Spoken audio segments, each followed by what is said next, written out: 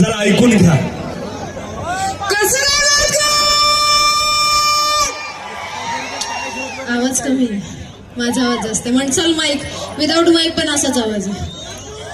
परत एकदा घ्यायचं का?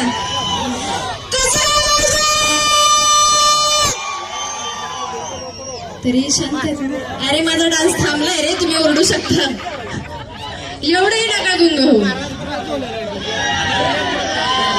कसं वाटतं कार्यक्रम? तुम्हाला सगळ्यांनाही कार्यक्रम आवडत असेल अशी मी अपेक्षा करते.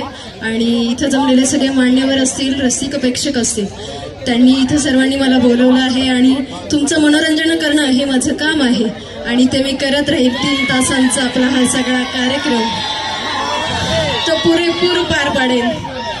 आता तुमच्या आवडीचं गाणं घेऊया. घ्यायचं? बापूंचा डायलॉग. बापूंचा डायलॉग झाला पाहिजे. सांगा बरं काय आहे बापूंचा डायलॉग. काय झाडी,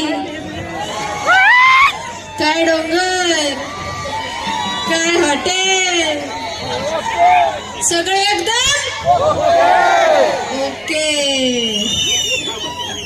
चला कार्यक्रम पण एकदम ओके.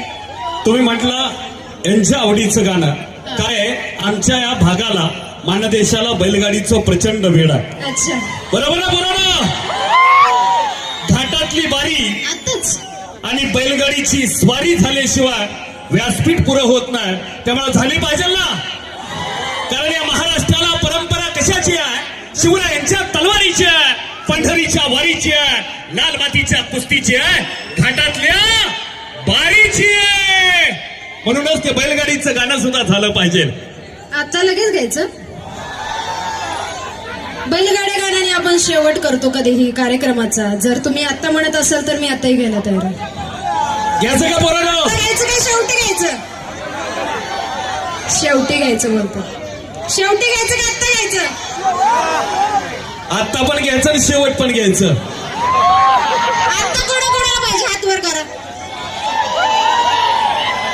आता एवढे सगळे बर. शेवटी कोणाला घ्यायचं हात वर करा. तेच हात वर. बर बैलगाडा शर्यत घ्यायचा. अजून